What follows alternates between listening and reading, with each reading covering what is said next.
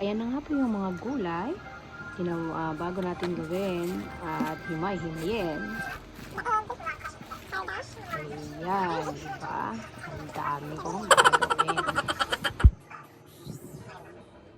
Ayan po, pagkatapos ng ilang taon, natapos ko na pong gawin ang mga gulay natin na ilalagay para sa pakbet natin for today's video.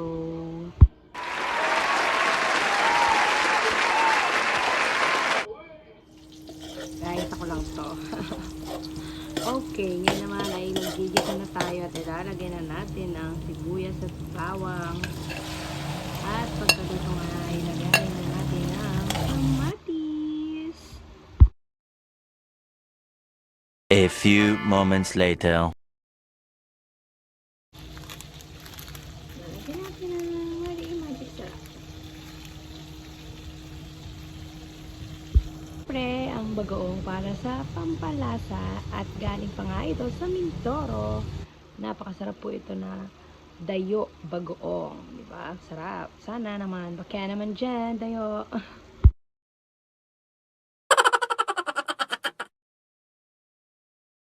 Ay, lalagyan na natin ang sahog para sa ating pinakbet. At tatakpan nga natin. Antayin nating maluto ito.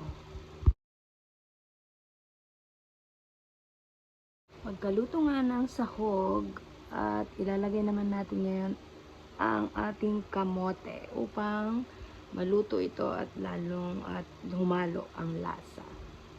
Siyempre nga natin ang pampatamis, diba? At ilalagay naman natin ngayon ang sigarilyas at ang okra. At syempre, lalagyan din natin ng tubig upang maluto ang gulay natin.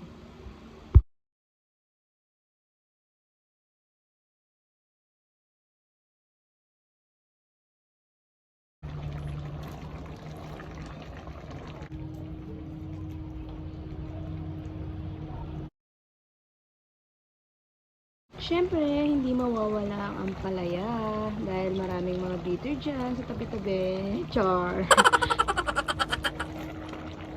Lalagyan din natin ng patani at ang ating talong.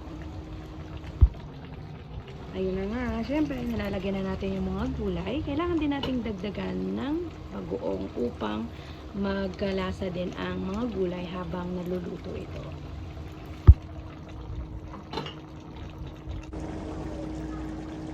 Kaming mga Ilocano at Ilocana, hindi mawawala ang bunga ng malunggay kapag nagluluto tayo ng pakbet.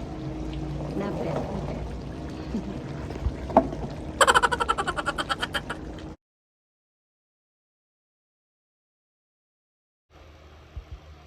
Ayun na nga, ang pinakahuling ilalagay natin ay ang siling green, ang patola, at syempre ang baog sa Ilocano, at ang ating parda. Sa mga hindi nakakaalam kung ano ang tawag ng parda, ito po ay ang bataw. At ang baog naman po, ito naman ay ang alokon. Diba? Nag-search pa ako niyan. Salamat sa panonood. Ayan na nga, kakain na tayo dahil luto na ang ating pakbet. Na bet. Salamat!